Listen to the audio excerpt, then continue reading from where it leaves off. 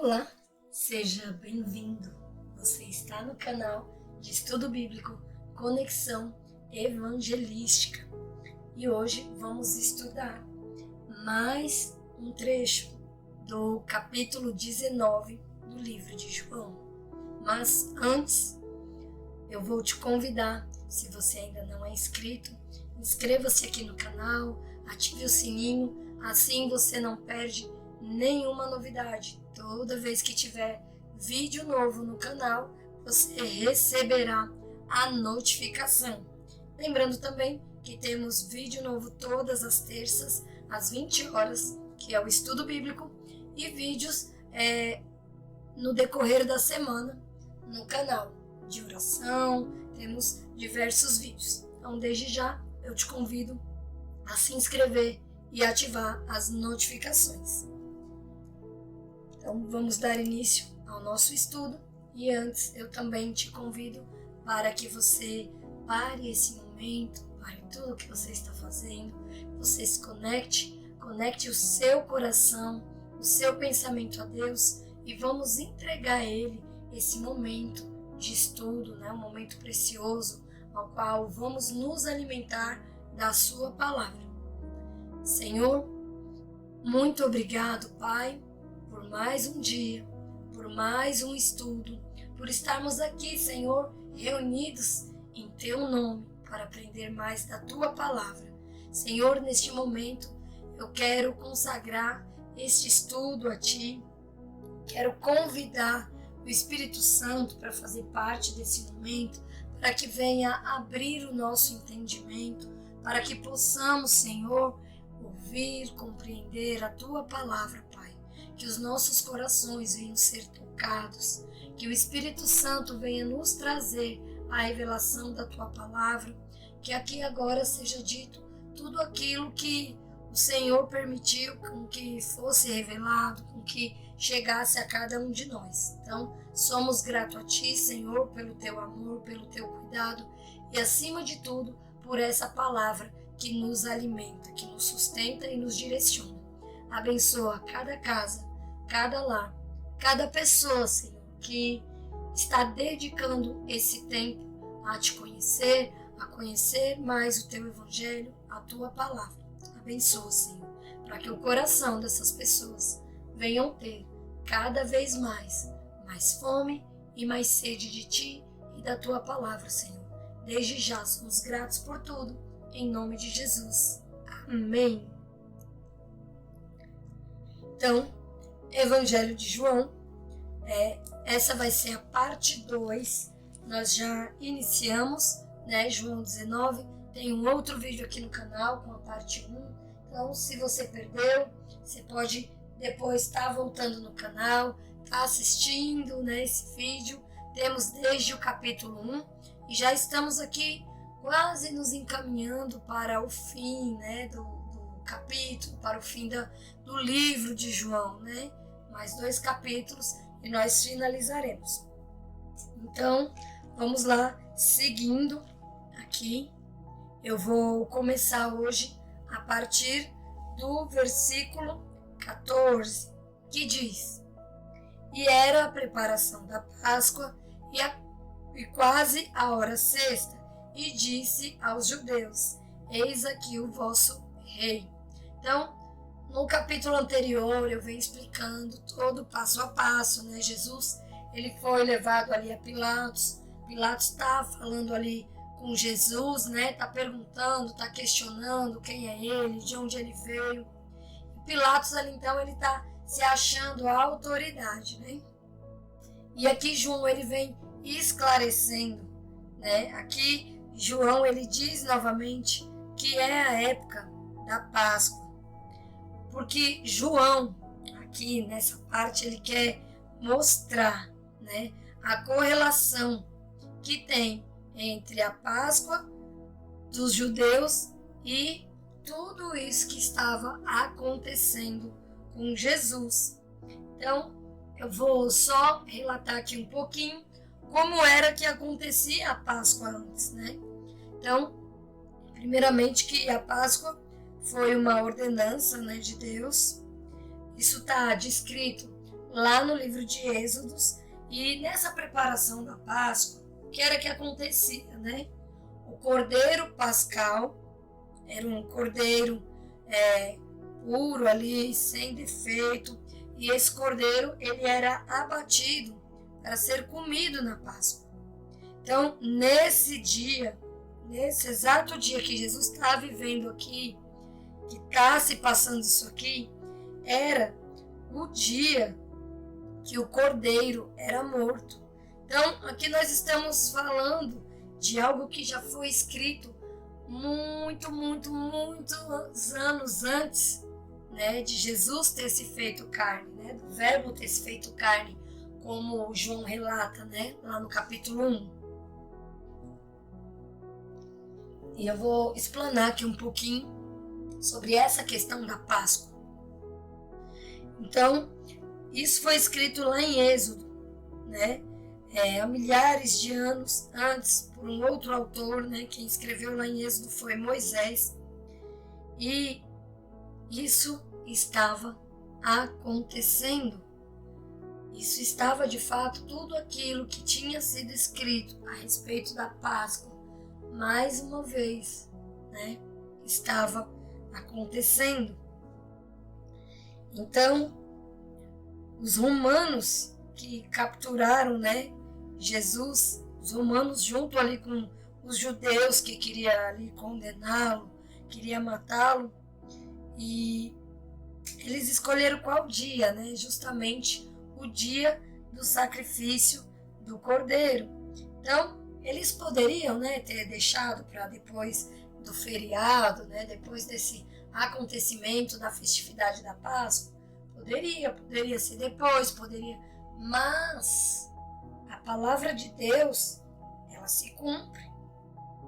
Então, muitas coisas que nós vemos no Antigo Testamento eram sombras, eram apontando para coisas que ainda iria se cumprir através de Jesus. E a Páscoa é uma delas, é uma dessas festas, né?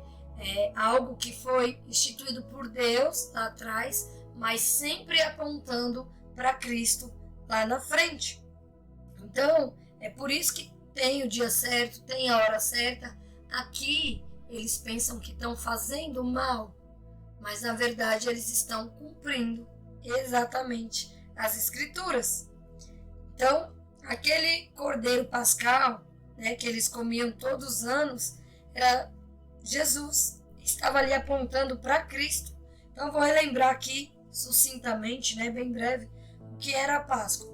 O dia da Páscoa representa a saída do povo do Egito. Foi uma ordenança que Deus deu quando ele está lá, quando ele levanta Moisés para ir falar ali com o faraó. Então, Deus lança ali as 10 pragas, né? E a última foi o anjo da morte, que passaria, né? Que levaria a vida de todos os primogênitos. E aí Deus institui, então, naquele dia a Páscoa, que era a saída da escravidão, era a liberdade do povo da escravidão, saindo ali então da opressão, né, do faraó, de toda aquela opressão que o Egito causava ali naquele povo de Deus. Então Deus ele institui a Páscoa, ele levanta Moisés, ele vai e lança a 10ª praga, e ele fala, olha, vocês vão sair, vocês vão comemorar a festa da Páscoa. A Páscoa significa libertação, então vocês vão pegar um cordeiro. Então lá em Êxodo está tudo muito bem detalhado, não vou me alongar muito, né, porque nós temos outras coisas ainda para estudar mais, mas então nesse dia era para pegar o cordeiro, nesse dia da saída ali deles do Egito era para pegar o cordeiro, sacrificar aquele cordeiro e passar o sangue nos umbrais da porta. Isso o povo que estava lá no Egito, tá, gente? Quando Deus fala ali para eles como era que ia acontecer, qual seria a 10ª praga, o que é que eles teriam que fazer, né, para que o anjo da morte não adentrasse a sua casa. Então, Deus ele avisa para os seus, né? Ele avisa antes, ele prepara. Então, ele pede ali para que o povo use o sangue daquele cordeiro, né, que passe ali nos umbrais da porta, e quando o anjo da morte passar, veria o sangue e não entraria naquela casa. Então, esse era o dia em que o cordeiro era morto. Então, essa era a comemoração da Páscoa. E todos os anos eles comemoravam essa festa do cordeiro, que era sacrificado. Então, todo ano, naquela data específica, tinha ali, então, a questão do sacrifício do cordeiro e a comemoração da Páscoa. E passado 3 dias da comemoração da Páscoa, eles também tinham a festa dos primeiros frutos, ou a festa das primícias, né? E nesse dia, as primícias das plantações eram apresentadas, né? O que era isso? Aqueles frutos que nasciam primeiro, eles pegavam e apresentavam, então, esses frutos para Deus. Então, quando nasciam esses frutos, eles traziam até o sacerdote. O sacerdote pegava os primeiros frutos ali e apresentava diante de Deus. E, basicamente, falava, olha, aqui, né, esse é o primeiro fruto aqui, perfeito, e nós queremos, nós pedimos, né, uma colheita inteira, igual esses primeiros frutos. Senhor, tá aqui, olha.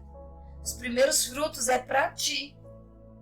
Mas nos dê uma colheita igual esses primeiros frutos, perfeitos, abundantes. E era isso que eles faziam no terceiro dia. E aí, passando então 50 dias, eles tinham a festa de Pentecoste, ou Shavuot. Não sei se é essa a pronúncia. E aí, 50 dias depois que eles apresentavam ali o primeiro fruto, depois da Páscoa, terceiro dia depois da Páscoa, eles apresentavam aquele fruto. E 50 dias depois, eles tinham então essa festa de Pentecoste, que era o que? Era a festa da colheita. Eles festejavam aquela colheita que Deus deu a eles. Então tudo, veja como tudo era apresentado a Deus, era tudo sobre Ele, tudo para Ele. E Jesus, então, ele morre exatamente no dia da Páscoa. Então, o que fica claro aqui para nós, né? Ele é o Cordeiro Pascal. Ele é esse Cordeiro da Páscoa. É o Cordeiro de Deus que veio tirar o pecado do mundo. E quem passar esse sangue do Cordeiro na sua vida, na sua casa, o anjo da morte também não entra, porque Jesus, ele nos garante a vida eterna nele. Então, olha só como é a mesma representação. Então, há tempos atrás, o povo saindo do Egito ali, antes de sair, né? Mas quando vem o anjo da morte, Deus fala para matar ali o cordeiro, passar aquele sangue, e era através daquele sangue que o anjo da morte não adentraria aquela casa. E aqui, Jesus vem cumprindo tudo isso, exatamente, que está descrito na Páscoa. Então não foi por acaso que ele foi preso, não foi por acaso que ele foi entregue aqui, né, para ser crucificado. Tudo isso foi para que se cumprisse as Escrituras. Então, quando a gente passa o sangue de Cristo, quando a gente toma parte desse sangue de Cristo, a gente tem a certeza que a gente vai viver para sempre. O anjo da morte não tem poder sobre nós. Eu não digo sobre o nosso corpo físico, porque todos nós, assim, se for da vontade de Deus, vamos passar pela morte. Isso já está determinado, mas se ele quiser, ele pode arrebatar, ele pode fazer o que ele quiser, mas todos nós vamos passar. Agora, não vamos ficar na morte espiritual. Nós teremos vida eterna em Cristo, porque Ele nos garante. Então, Precisamos pegar esse sangue do Cordeiro e passar ele na nossa vida, passar ele na nossa casa, tendo essa compreensão profética, né? Muitas vezes hoje, nas festas de Páscoa, já foi tão distorcido o sentido, o significado da Páscoa, que é preciso sim a gente ter esse estudo, a gente se aprofundar e resgatar de fato a profundidade que é isso. Não é simplesmente, ele morreu ali, foi por acaso. Não, não foi. Não foi. Foi o plano perfeito de Deus. Então, olha só, ele ressuscita, né? Ele morre no dia da Páscoa. Mas olha que profético. Olha como Deus, ele encaminha tudo perfeitamente, tudo fica muito alinhado. Ele ressuscita no terceiro dia, é exatamente na festa dos primeiros frutos, onde os primeiros frutos eram apresentados a Deus. Então, ele ressuscita ali com o corpo glorificado e agora esse primeiro fruto é apresentado para Deus. O homem perfeito, o cordeiro perfeito, sem mancha, sem mácula, sem pecado, o único digno de estar ali na presença de Deus. Esse foi o fruto apresentado a Deus. Ele bebeu do cálice de ira que Deus tinha para toda a humanidade. Ele levou sobre si. Ele se fez ali o cordeiro. Ele se fez ali o primeiro fruto perfeito e agradável para ser apresentado a Deus. Então, é como se ele falasse: Pai, aqui está teu primeiro fruto, sou eu, perfeito. Agora, nós queremos uma colheita inteira, igual esse fruto. Perfeito, perfeito aos olhos de Deus. Olha como tem uma ligação com o que foi feito antes e como Jesus vem cumprindo agora. Percebe? Por isso que ele ressuscita no terceiro dia. Ele é o fruto perfeito para ser apresentado diante de Deus.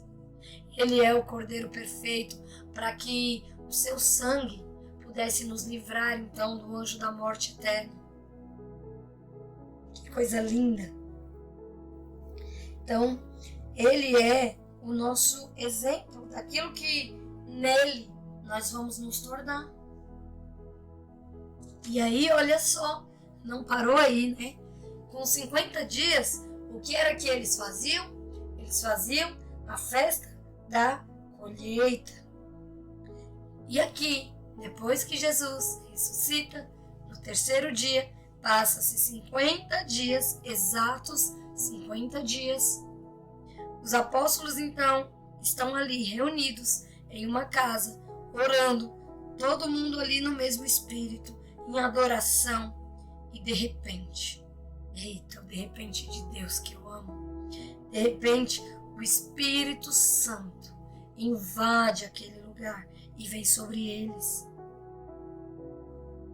Então, assim como ele veio no monte, entregou a Torá, ele vem e escreve a lei no coração deles, daqueles que estavam ali orando, adorando. E sabe o que aconteceu? 3.000 pessoas são salvas nesse dia. Olha só, na festa da colheita, 3.000 pessoas. E esse era o dia da colheita, né? É as pessoas se tornarem iguais ao primeiro fruto. Quem é o nosso primeiro fruto que foi apresentado a Deus? É Jesus.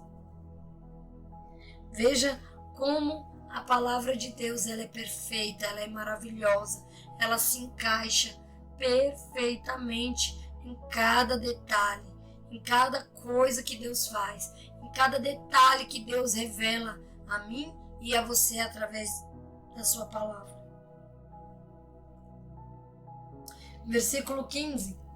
eles bradaram: tira, tira, crucifica-o. Disse-lhes Pilatos: hei de crucificar o vosso rei? Responderam os principais do sacerdote: não temos rei, senão a César. Olha só a ira desse povo, como estava grande, como o povo estava ali, obstinado, né, por aquilo. E César aqui, César não, Pilatos aqui, querendo fazer hora com a cara de Jesus, né, querendo tirar sarro, né. Ué, eu vou crucificar o rei de vocês? E todo o tempo ele fica ali, mas ele tá de fato, né, chamando Jesus de rei. Mesmo que fosse ali na cabeça dele, para fazer gracinha, para humilhar, mas ele tá cumprindo aqui uma vontade de Deus. E esses caras, os fariseus, os judeus que queriam ali crucificar Jesus, eles odiavam César. Eles odiavam, eles não gostavam de César do jeito nenhum. Mas entenda que para matar Jesus, se precisasse, até César eles abraçariam, beijariam, levariam para casa. Olha só, não temos rei, senão César. Porque eles estão dizendo que César, que eles odiavam, era o rei deles. Não, temos rei não. Só César. Porque se for para matar esse Jesus aí, eu sou amigo de César. Vou chamar até ele para tomar um café lá em casa. Não gostava não, mas passei a gostar dele agora. É isso que esse povo está fazendo aqui. Versículo 16. Então, consequentemente, entregou-lhe para que fosse crucificado, e tomaram a Jesus e o levaram. E levando ele às costas, a sua cruz, saiu para o lugar chamado Caveira. Em hebraico se chama Gólgota. No final eu coloquei, né, a foto desse lugar, vou falar um pouquinho, né? Parece de fato uma caveira e vocês vão ver. Fiquem até o final que eu vou mostrar algumas imagens. Versículo 18. Onde o crucificaram, e com ele outros dois, um de cada lado, e Jesus no meio. Então, aqui a gente vê falando, né, que eles entregaram a cruz para Jesus. Geralmente naquela época, quando eles iam crucificar alguém, eles entregavam aquela parte maior da cruz, né? A cruz ela não ia montada. Eu acredito que eles montavam a cruz ali no momento. E ele levava, e aquela madeira, ela deveria ser muito pesada. Então, eles colocaram ali nas costas e saíram então para crucificar Jesus. Em outro evangelho aparece, né, que Jesus ele não aguentava mais carregar essa cruz, ele já tinha sido muito espancado, ele já estava muito machucado, ele já tinha sido chicoteado, ele já estava exausto, esgotado. Então, um homem o ajuda. Isso nós vemos lá no Evangelho de Lucas, né? Tem até o nome e tudo direitinho. E aqui, então, colocaram Jesus exatamente no meio de dois ladrões, né? No meio de duas pessoas ali que de fato tinham sido condenados, de fato tinha feito algo, né? Versículo 19. E Pilatos escreveu também um título e pô-lo em cima da cruz. e nele estava escrito: Jesus Nazareno, o Rei dos Judeus. E aqui, mais uma vez eu falo, Pilatos está escrevendo isso, ele está chamando Jesus de rei, porque ele acha que ele está humilhando a Jesus, humilhando ali aos judeus, está sendo uma ofensa muito grande, e ele aqui está fazendo de maldade mesmo, tá? Ele mesmo não tendo achado nada em Jesus, mas depois que os fariseus, coloca ele contra a parede e fala, ou você fica com esse Jesus aí, ou você é amigo de César. E aí foi onde Pilatos rapidinho tomou ali então a sua decisão, que ele não queria perder ali os seus status, as suas coisas. Então é onde ele decide. E aqui ele está como se fosse fazendo uma piada, humilhando, Então ele pegou essa plaquinha e escreveu. Mal sabia ele, que mesmo ele querendo humilhar, mesmo ele escrevendo dessa forma que iria ali ofender aqueles judeus que estavam ali atormentando ele e tudo, ele estava fazendo a vontade do Pai. Os condenados nessa época, eles usavam a plaquinha no pescoço. E nessa plaquinha tinha o seu nome escrito.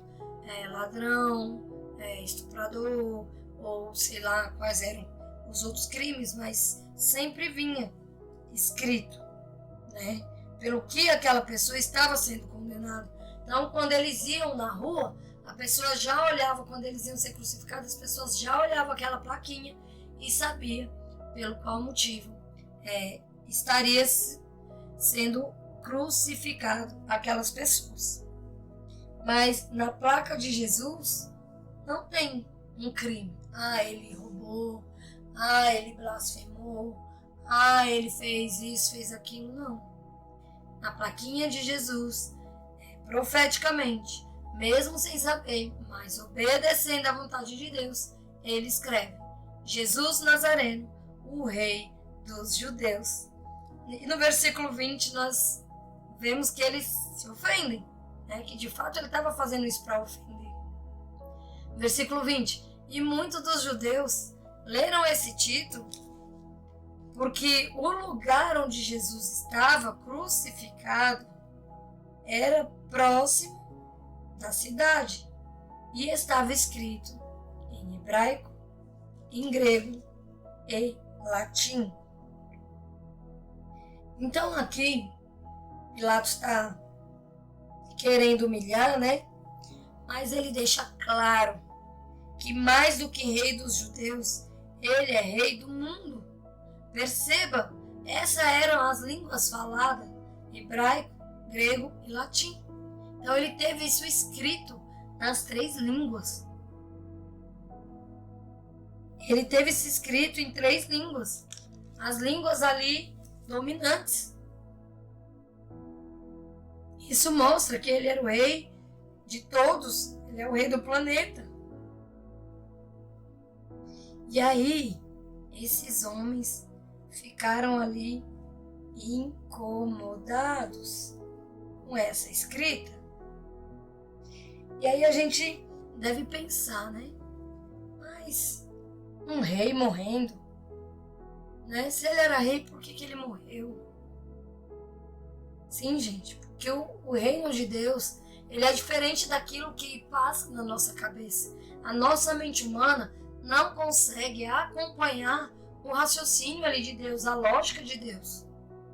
As coisas no reino de Deus, pra gente, elas são invertidas. Como assim são invertidas?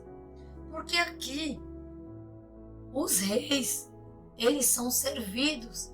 Tem aquele monte de pessoa para servir, os serviçais, os empregados, os guardas, um monte de gente para servir os reis.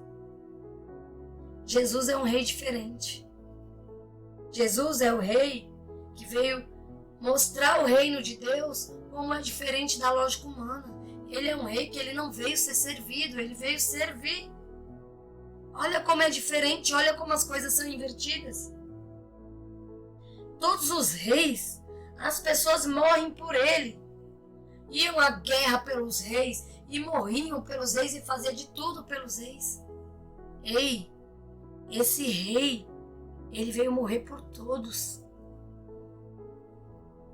Olha como é invertido, olha como é diferente.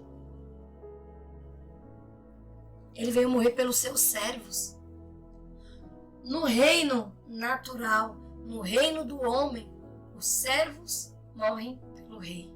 Mas no reino de Deus, o rei morre pelos seus servos. Olha que coisa intensa, olha que coisa linda.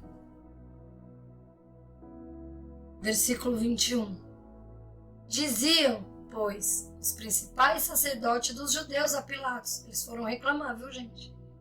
Não escrevas o rei dos judeus, mas que ele disse, eu sou o rei dos judeus. E então respondeu-lhe Pilatos, o que escrevi, escrevi. A gente vê, né, Pilatos tentando humilhar Jesus e os judeus ali, e ele acaba profetizando, ei, ninguém pode impedir aquilo que Deus tem para fazer na sua vida. Tudo está nas mãos do poderoso Deus. Ei, mas eu sou humilhado. Mas eu sou o último. Mas ninguém lembra de mim. Deus lembra. E aquilo que Ele tem para a sua vida vai acontecer. Aquilo que Ele tem para você vai chegar na hora certa. Não importa se é debaixo de humilhação, se é debaixo de... Não importa. Não importa. Porque até a humilhação trabalha a favor dos planos de Deus. Pilatos aqui estava achando que estava arrasando na humilhação. Estava sendo profético, cumprindo a vontade de Deus para a vida de Jesus naquele momento. Escreva aí que ele é o rei dos judeus. Ei, não escreva numa língua só não, escreva em 3, porque ele é o rei do mundo. E Pilatos lá, eu vou humilhar esse cara agora. E até mesmo, quando as pessoas acham que estão nos humilhando, Deus age em nosso favor. E a humilhação vira bênção. A humilhação se vira para o cumprimento de um propósito ao qual Deus designou para a nossa vida. E isso é a melhor coisa, é estar no centro da vontade de Deus. É cumprir de fato aquele propósito ao qual você foi chamado. E era isso exatamente que Jesus estava fazendo ali. Ele estava cumprindo. Então, até a humilhação vira profecia. Quando Deus tem algo para a sua vida, cara, pode vir alguém puxar seu tapete, pode vir alguém querer falar de você, pode vir, as pessoas podem tentar o que elas quiserem, porque se for da vontade de Deus, vai se cumprir na sua vida, vai se cumprir na minha vida, assim como se cumpriu na vida de Jesus. Era Jesus ali sendo humilhado, mas cumprindo o propósito de Deus. Era Jesus ali sendo escarnecido, cuspido, apanhando, sendo humilhado verbalmente, fisicamente, mas estava debaixo do propósito de Deus e tudo valeu a pena, porque ele estava em obediência a Deus. E às vezes a gente não quer aguentar a humilhação, às vezes a gente não quer passar por nada desse tipo de coisa, quando muitas vezes, para chegar no nosso propósito, nós precisamos percorrer esse caminho. Às vezes nós precisamos passar por uma humilhação, por uma situação, para que a gente aprenda ali ter o coração quebrantado e obediente a Deus. É isso que essa palavra vem trazer, sabe? Versículo 23. Tendo, pois, os soldados crucificado Jesus, tomaram as suas vestes e fizeram 4 partes, para cada soldado uma parte, e também a túnica. A túnica, porém, tecida toda, de alto a baixo, não tinha costura. Então, aqui eles pegaram as vestes de Jesus, fizeram ali em 4 partes. Cada soldado, então, fica com uma parte. Então, aqui, subtende-se que tem 4 soldados, né? Foram feitos em 4 partes. E tinha a túnica. Só que a túnica, ela era valiosa. Ela não tinha nem costura, ela era uma túnica diferenciada. Era uma túnica toda tecida, de alto a baixo, era uma túnica fina. E aí, no versículo 24, disseram, pois, uns aos outros, não rasguemos, mas lancemos sorte sobre ela, para ver de quem será, para que se cumprisse a escritura que diz, repartiram entre si as minhas vestes, e sobre a minha vestidura lançaram sortes. Os soldados, pois, fizeram estas coisas. Para você ver que as escrituras se cumprem, eu vou contar aqui para vocês onde exatamente você vai encontrar essa parte que a Bíblia aqui está falando, olha, para que cumprisse as escrituras que diz. Então, aqui depois desse que diz, tá trazendo então a parte de um versículo que diz exatamente isso, onde você pode encontrar essa parte. Ela se encontra lá no livro de Salmo, capítulo 22, exatamente no versículo 18. Depois você pode abrir aí a sua Bíblia e conferir. Está escrito exatamente isso. Repartiram entre si as minhas vestes e lançaram sorte sobre a minha roupa. E aí aqui o que é que a gente vê, né? De Êxodo a Apocalipse, de Gênesis a Apocalipse, eu não vou nem falar de Êxodo, é de Gênesis, é desde o começo, é desde a criação, desde o primeiro dia, desde o primeiro relato da Bíblia, até a última palavra que se encontra lá em Apocalipse, é sobre Jesus, é tudo sobre Ele, tudo está conectado a Ele. Então, veja, algo que foi escrito lá no livro de Salmo, os caras aqui achando que estão arrasando, que vamos pegar a roupa desse cara aqui, vamos dividir, vamos deixar ele sem nada, vamos, eu fico com essa, você fica com essa. Ah, mas essa túnica aqui, ela é valiosa, vamos lançar sorte. E aqui, mesmo eles achando que estavam sendo ali perversos, que estavam ali, né, fazendo mal, que estavam ali arrasando, eles estavam cumprindo a vontade de Deus. Eles estavam cumprindo as escrituras. Olha que coisa interessante é a Bíblia. Olha como a palavra de Deus, ela é interessante. Versículo 25. E junto à cruz de Jesus estava a sua mãe e a irmã de sua mãe, Maria, mulher de Clopas, e Maria Madalena. Então, essas eram as pessoas que estavam ali com Jesus nesse momento. Eu vou finalizar o estudo, né, por hoje, de explicação. Fique aqui ainda, não acabou não. Ainda tem mais explicação aqui na parte final, onde eu vou mostrar as imagens. E vamos aqui então.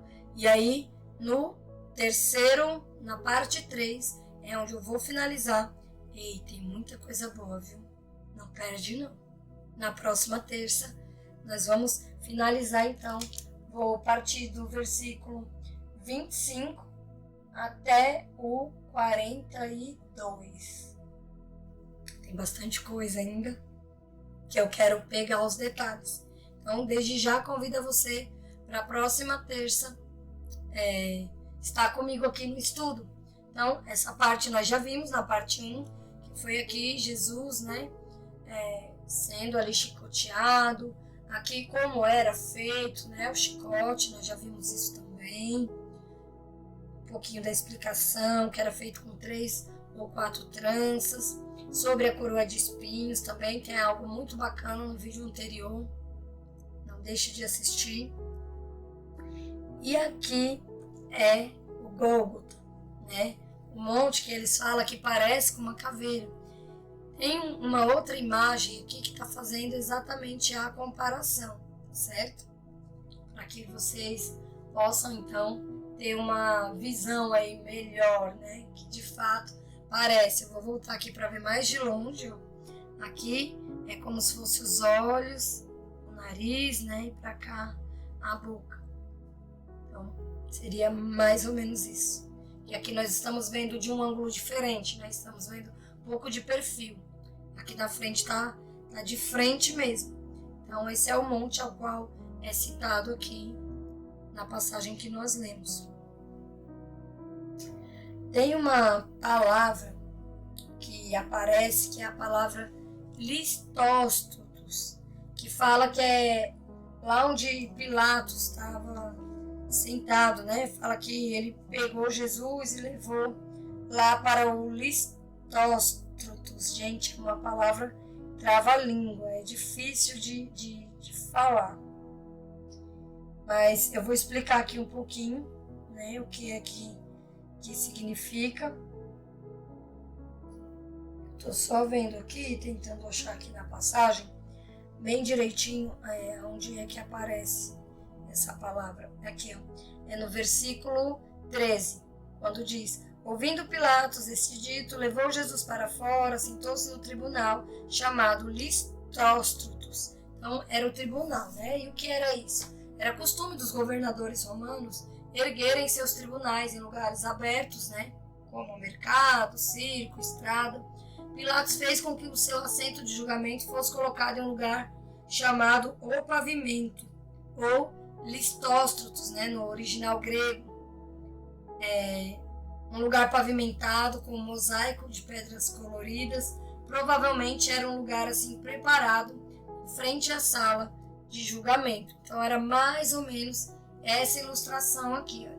Eles erguiam aqui de pavimento, lá em cima, né, ficava a cadeira ali dele julgar, e as pessoas ficavam aqui abaixo, tá? Olhando, parece que as pessoas estão sentadas aqui em cima dessa tábua, mas não estão. Aqui era ele segurando, né, Jesus segurando, então aqui é uma parte da cruz. Aqui, na verdade, não é Jesus, aqui são os dois ladrões, né? Jesus está aqui no meio. Era ele segurando, então, parte da cruz, e eles ficavam aqui de frente para essa cadeira, esse lugar aqui, então, do julgamento, que é o listóstotos. Gente, essa é uma parte que eu gostaria de dedicar também um pouquinho de tempo. Se você observar, então, aqui, como relatado na Bíblia, está escrito nas 3 línguas, né? Está escrito em grego, em latim, em judeu e hebraico. E muitas vezes nós vemos, né, em algumas imagens, que em cima está o nome INRI, né? O I, o N, o R e o I. Tá? Geralmente a gente vê em algumas imagens, mas de fato, conforme relatado na Bíblia, foi escrito dessa forma. Mas vamos entender aqui. O que é que significa INRI no hebraico? Né? Quer em pinturas medievais, cinema moderno, as representações artísticas da crucificação de Jesus costumam ter uma placa acima da cruz escrito INRI. E talvez você saiba, ou não, né, que esse é um acrônimo em latim para Jesus Nazarenus Rex Judaeorum. Significa Jesus de Nazaré, Rei dos Judeus. Né? O Evangelho de João, em hebraico, Yohanan, especifica que essa frase também estava escrita em hebraico. né? E qual era a versão hebraica da placa? INRI. Né? E por que isso teria importância? Os romanos, como eu já falei antes, eles costumavam fixar uma placa, né, acima das pessoas, ou elas levavam a placa ali para identificar o nome e a acusação. E no Evangelho aqui de João 19:20 informa, né, que a famosa placa INRI acima de Jesus, Yeshua, né, Jesus, continua a mesma frase em hebraico, em grego e em latim. E Pilatos também escreveu um título e pô-lo em cima da cruz, né, que estava escrito Jesus Nazareno, o Rei dos Judeus. E muitos judeus leram esse título, porque onde Jesus estava crucificado, como a gente viu agora, estava escrito em hebraico, grego e latim. Em hebraico, as palavras Jesus de Nazaré, Rei dos Judeus, são traduzidas, está aqui a forma como é escrita, e abreviando essas 4 palavras, então, obtemos aí o acrônimo YHWH, né? Que é o nome mais sagrado do Senhor na Escritura. Então, esse traduzindo aqui, né? Resumindo aqui o nome, abreviando, forma esse acrônimo. E aí fala, né, do Deus imutável. Aquela não foi a primeira vez que Yeshua fez alusão a si mesmo. Yeshua é Jesus, tá, gente? Fez alusão a si mesmo, usando o nome sagrado Yahvé. Não sei se é essa a pronúncia, mas anteriormente ele diz: quando vocês levantarem o Filho do Homem, saberão que eu sou. E isso a gente vê lá em João 8:28.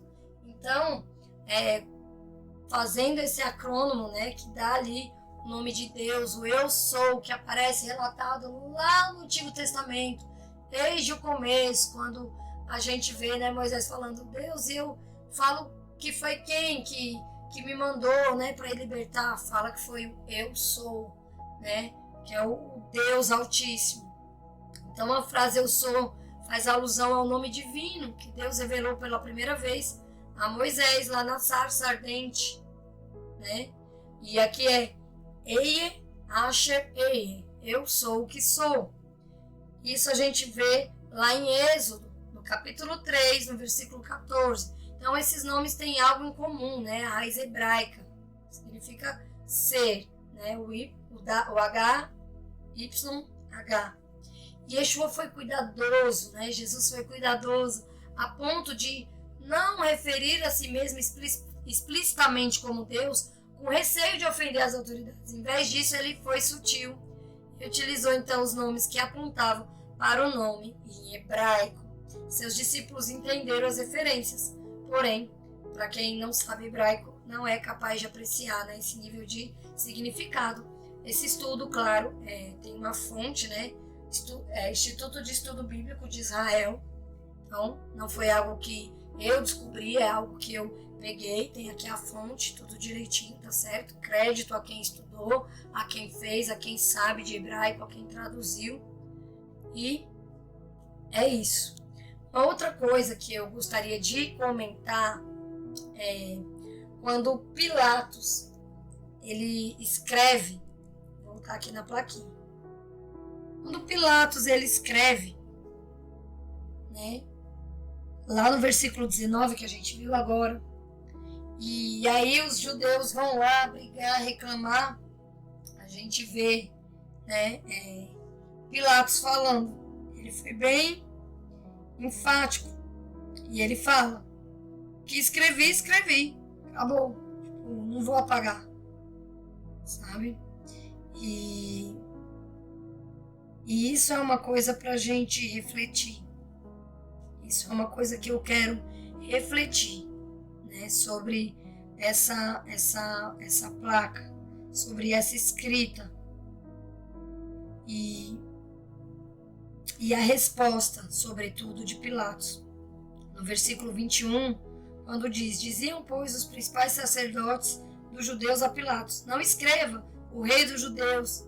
Mas ele disse: eu sou o rei dos judeus. Então aqui eles não queriam que escrevesse que ele era, mas que ele tinha dito. E a resposta de Pilatos é muito interessante e vai finalizar aqui então a nossa reflexão, quando ele diz: o que escrevi, escrevi. Antes, aqui, uma autoridade.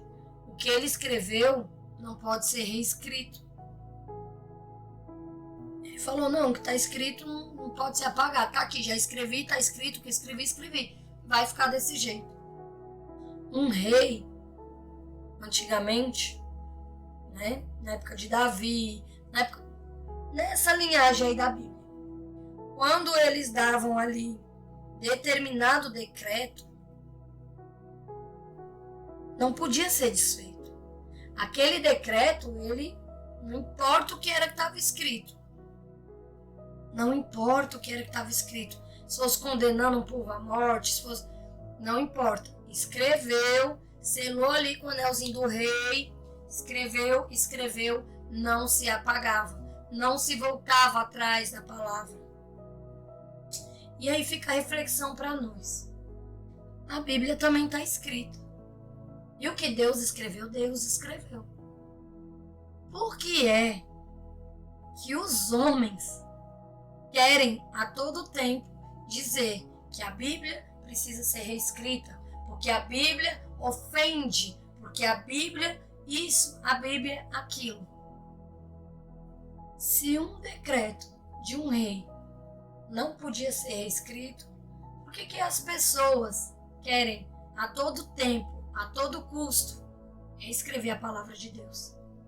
E, sobretudo, pessoas que levantam essa bandeira, muitas vezes influenciadores, artistas e pessoas do meio influente, que talvez nunca nem leram.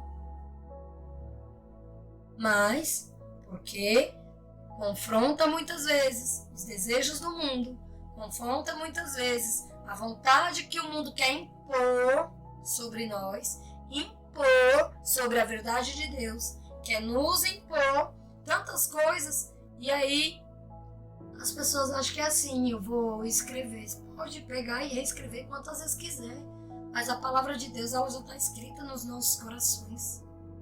Ela é revelada através do Espírito Santo. Engana-se o homem que pensar que queimando todas as Bíblias do mundo, que a palavra de Deus morreu. Sabe?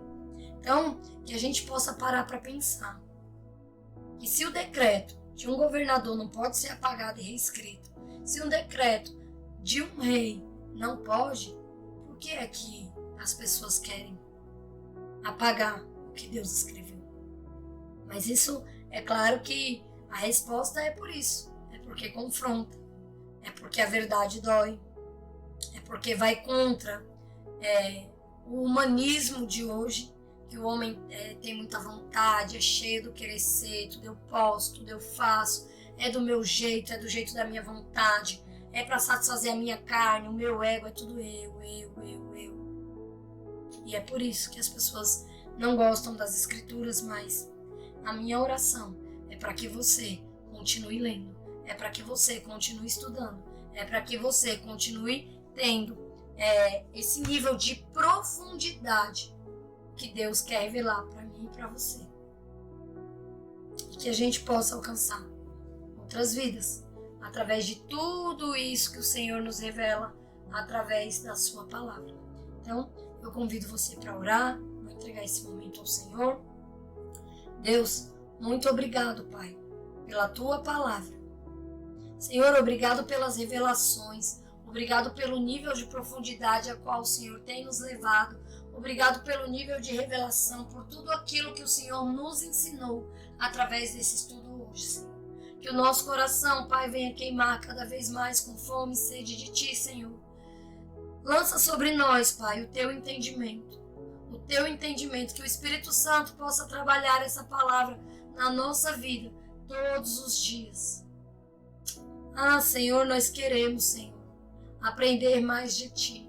Nós queremos, Senhor, estar perante a Ti, Senhor, com o coração quebrantado para aprender mais sobre essa verdade, Senhor, que nos instrui com tanto amor, Senhor. por essa palavra que alimenta o nosso espírito, nossa alma e que nos fortalece. Somos gratos a Ti, Pai, por tudo. E em nome de Jesus eu Te agradeço. Abençoa cada casa, cada lar, cada pessoa que tem aberto seu coração, cada pessoa que está aqui a cada terça-feira, cada pessoa que está aqui para tirar dúvidas, talvez leu, não entendeu, mas que talvez através desse momento tenha compreendido com mais profundidade, Senhor. Abençoa cada casa e cada lar, Pai. Que famílias sejam tocadas através desse momento, que pessoas venham se converter através desse estudo, que vidas sejam alcançadas através da Tua palavra, Senhor.